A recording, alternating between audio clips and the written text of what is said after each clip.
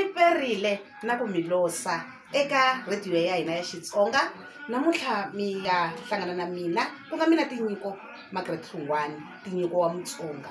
Namuntlha hi ta va hi languta swinene mhaka ya swakudya swa ndhavuko.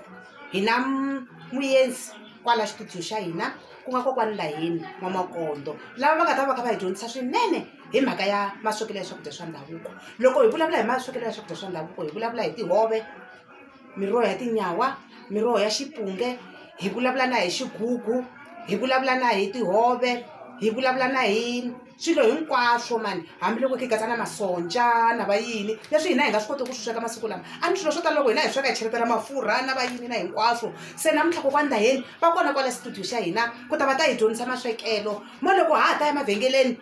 Kokwani Laheni va ta va kha va ti lunghisa, hi ta va hi kha hi ri na vona kwala studio xa hina va ta kota ku hi hlamusela mani. Ni twa loko ni kha ni vulavula na vona hi riqingho va ku heyi bona le ka bona le loko u ze u fika ka vona u fika u kuma ku swekiwa swa bya xibasa. Ni pfumela ku vana va sweswi va swi tivi ku swa bya xibasa i yini, mara kokwani Laheni namuntlha va kona kwala studio ku ta va ta hi dyondzisa maswekelo ma swakudya swa xintu. Se wo fana na mina heyi namuntlha ni tsake ngopfu hi leswo ni nga ku ni nga cina na ku cina, ni tsakela ku hi ta hi ya dyondza swo tala hi swakudya swa ndhavuko leswi hi nga swi tiveku na vatukulu na vana va hina va swi tivi ku swi sweka swakudya leswi. Mara namuntlha kokwani Laheni va ti karhata va ku hayi mina ni ta teka nhonga ya mina ni gogojela mani ni ya kwale ka radio ya Xitsonga, radio leyi ka yi nga tolovelekangi ku ni ya ni ya na byela vanhu mani ku heyi swakudya leswi swekisa ku yini.